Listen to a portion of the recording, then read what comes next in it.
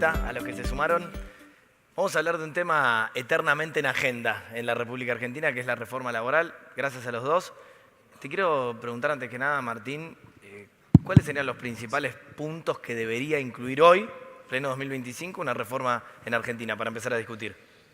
Bueno, uno de los puntos principales que tenía que ver con la conflictividad laboral lo atacamos muy bien en la ley bases. Recién empezó a rodar esa máquina, hay que ver cómo avanza hacia adelante, pero era uno de los principales problemas, sobre todo para las pymes en Argentina. El segundo punto, que es hoy la principal preocupación en el Congreso, es que hay una brecha enorme entre el costo laboral y el salario. Y nosotros necesitamos hacer la pomada. Hoy un empresario contrata a un trabajador, le sale 2 millones de pesos, pero el trabajador se lleva de bolsillo 1.100.000. Esa brecha es todo lo que está mal en Argentina. Esa brecha genera el peor de los mundos. Le cuesta caro al empresario contratar, pero es malo el salario que le paga al trabajador. Y, por ejemplo, hay hasta un 7% del salario que se va en cuota sindical solidaria, seguros de sepelio, camping sindical y un montón de cosas que el trabajador muchas veces ni siquiera autorizó. El principio básico, el dueño del trabajo es el trabajador. Nadie se puede poner adelante de eso.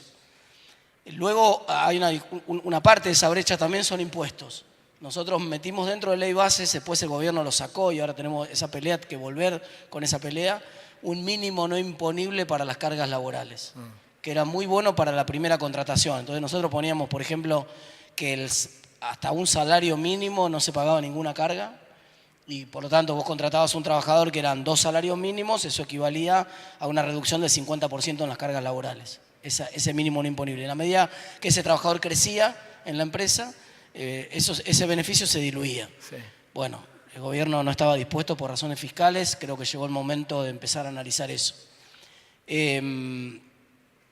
La democracia sindical que prometió el presidente en el Congreso el año pasado, cuando abrió las sesiones, señor presidente, lo estamos esperando al proyecto del Ejecutivo, o por lo menos que acompañe a alguno de los 15 que presentó la oposición constructiva dentro del Congreso y que estamos tratando de imponer en la Comisión. Y finalmente, la discusión de la flexibilización de la jornada laboral.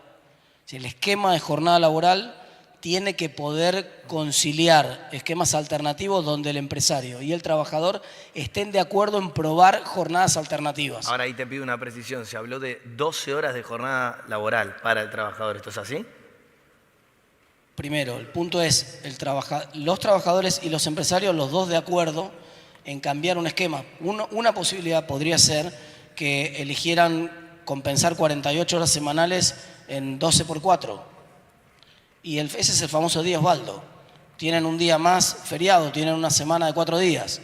Eso es algo que se estudia, está funcionando en un montón de países del mundo y podría funcionar acá también. Pero no es que esa es necesariamente el tipo de flexibilización que nosotros estamos pensando. Nosotros lo que queremos es abrir la puerta para que las dos partes, en el nivel de convenio y de acuerdo, puedan encontrar otras jornadas alternativas a las que hoy están utilizando. Muchos lo hacen. De hecho, lo hacen en muchos de los sectores. Acá hay sectores de la minería, un montón de sectores de servicios basados en el conocimiento que van probando jornadas alternativas. Pero el problema es que no hay reversibilidad. Si ustedes no pueden probar 3 meses un tipo de jornada alternativa, ustedes crean un derecho al probar 3 meses. Bueno, nosotros queremos cambiar eso. Pongo pausa ahí, porque quería arrancar por estos puntos principales para empezar a discutirlos. Vos lo escuchaste junto con nosotros. ¿En cuántos estás de acuerdo? No, en prácticamente nada. Digo, me parece Empezamos bien.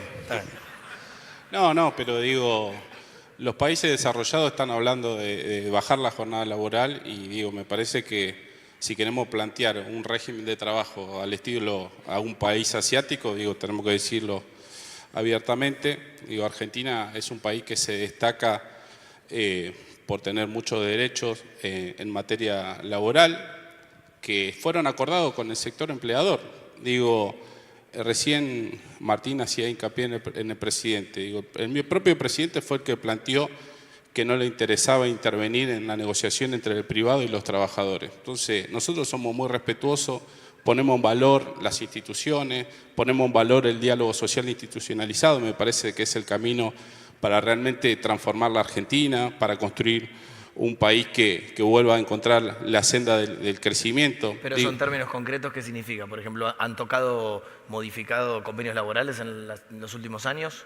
Sí, claro. Yo vengo de una actividad, yo soy el secretario general del Sindicato del Vidrio, y digo, la última actualización de nuestro convenio del 2015, y constantemente estamos con nuestra contraparte viendo, porque hay una realidad que la tecnificación, las nuevas tecnologías del mundo del trabajo, que no es solamente la Argentina, sino el mundo, genera ese desafío si uno no está a la altura de lo que demandan estos momentos conjunturales, seguramente queda fuera de juego y eso se transcribe en pérdida de fuente de trabajo. Entonces, estamos nosotros obligados y aparte nosotros reivindicamos a los convenios colectivos como herramienta de transformación y como el ámbito de dialogar y debatir cualquier actualización laboral, ¿no? Ahora, decime una cosa, muy probablemente acá en esta misma audiencia puede haber más de uno que cuando piense en un sindicalista piense en una mala palabra. ¿Hay un sindicalismo que se está actualizando? Y mira, yo la verdad no puedo generalizar. La realidad que nosotros todos los días que nos levantamos trabajamos primero para construir nuestros ámbitos laborales con mejores condiciones y generando certidumbre y certeza a nuestros propios afiliados y trabajadores.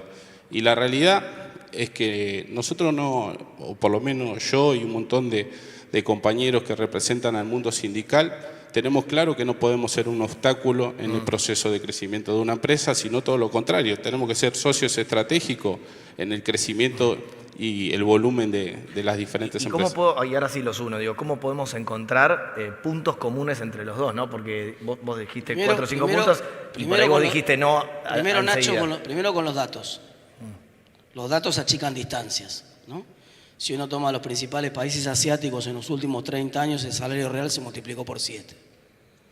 Así que si vos me preguntás si yo quiero ir a una mejora del salario real como la que está experimentando Asia, mi respuesta es afirmativa, sí. La segunda, la reducción de la jornada laboral es un punto de llegada, no de partida. Pero la buena noticia es que en el esquema de flexibilización que estamos proponiendo nosotros en el Congreso es una posibilidad. Vos podés pactar en tu sindicato con los empresarios la posibilidad de reducir la jornada durante 3 meses a ver si podés sostener la productividad. Antes no lo podías hacer, ahora te vamos a dar una herramienta donde vos vas a poder probar. 3 meses, probalo, no hay ningún problema, prueben 3 meses. Si es como ustedes dicen y pueden sostener la productividad trabajando menos horas, mejor, ganamos todo, win-win. Así que pruébenlo 3 meses, a los cabos de 3 meses no genera ningún derecho, se vuelven a reunir y dicen, che, ¿esto funcionó? ¿Le sirvió a las dos partes? Si a las dos partes les sirve, para adelante. Lo que no podemos avanzar es nunca más en Argentina, porque así no se avanza, en imposiciones, ni de parte de los sindicalistas ni de parte de los empresarios. Tenemos que conseguir cambios importantes que necesita la Argentina y los cambios tienen que surgir del diálogo y del acuerdo. ¿Es hablable o tenés alguna contrapropuesta? No, ahí te diría que estoy de acuerdo con lo que plantea él. Nosotros estamos totalmente de acuerdo que hay que construir un equilibrio entre capital y el trabajo. Y aprovechar, no le tenemos miedo a los desafíos y a los debates de este nuevo mundo laboral, de este nuevo mundo del trabajo. Y si lo que plantea Martín es así como lo dice él, bueno, lo que nosotros sí exigimos es que se generen los ámbitos de diálogo. Con imposiciones, cada vez que se quiso imponer algo, termina fracasando. El año pasado se sacaron todas las multas a los que tenían los trabajadores que estaban en la informalidad laboral y hoy ese impacto no se ve reflejado. Se cambió, no se ve reflejado. ¿Cuántos puestos de trabajo se generaron nuevos? 15.000 puestos de trabajo nuevos en el último mes. Sí. Bueno, los números, hay que mirar los números. Pero no son los números reales. Lo mismo, no voy a generar un ida y vuelta. El esquema de multas laborales es un esquema que inventó Menem en la década del 90, muchos no se acuerdan. Menem hizo algunas cosas bien, pero cometió unos errores grandes. Ese fue un error grandísimo. Desde que Menem implementó el esquema de multas laborales, ¿saben cuánto creció la registración laboral en Argentina? 0. No funcionó. Fracasó. Entonces probemos otra cosa. Lo que terminó ocasionando eso es una privatización de la seguridad social en Argentina. Porque en vez de ir el dinero a la seguridad social para mejorar las jubilaciones de la gente, terminó yendo a un incentivo para litigar. Y entonces se lo terminó dividiendo entre el abogado y el propio trabajador. Nunca en la jubilación, nunca el sistema de seguridad social. Ese sistema fracasó.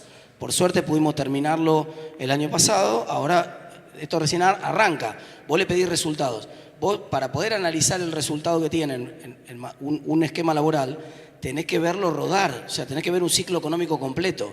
Cómo se comporta en una recesión, ese esquema de regla de juego. Cómo se comporta en una expansión de la actividad económica. Si vos mirás la tasa de empleo de las pymes, con ese modelo que decís vos, la cantidad de trabajadores de las pymes hoy es la misma registrados que había en el año 2007. Creció 20% la población argentina. No fueron capaces de incorporar un trabajador registrado en el sector pyme en los últimos 17 años. Eso les iba a preguntar. Es un fracaso rotundo, Eso chicos. les iba a preguntar a los dos. ¿Qué reflexión hacen sobre las cada vez más dramáticas cifras de trabajo informal en la República Argentina? No, bueno, yo creo que ahí tenemos un enorme desafío.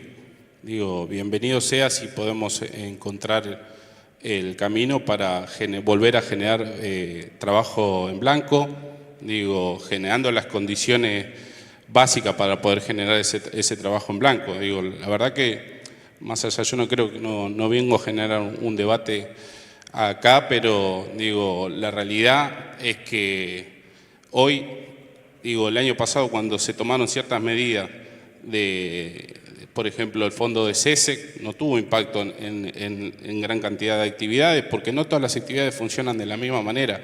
Yo lo que sí creo, y vuelvo a hacer hincapié, digo, el gran desafío que tiene la Argentina es encontrar el ámbito necesario con todas las partes, digo, el sector político, el sector sindical y el sector empresarial, y realmente construir un proceso virtuoso.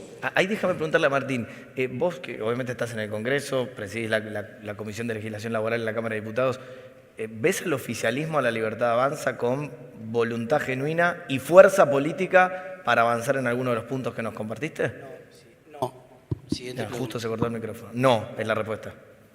Tuyo. No, lamentablemente el gobierno tiene un discurso, pero una práctica distinta. Vos mencionabas, tenemos otro punto en común. Vos mencionabas el tema de las negociaciones salariales.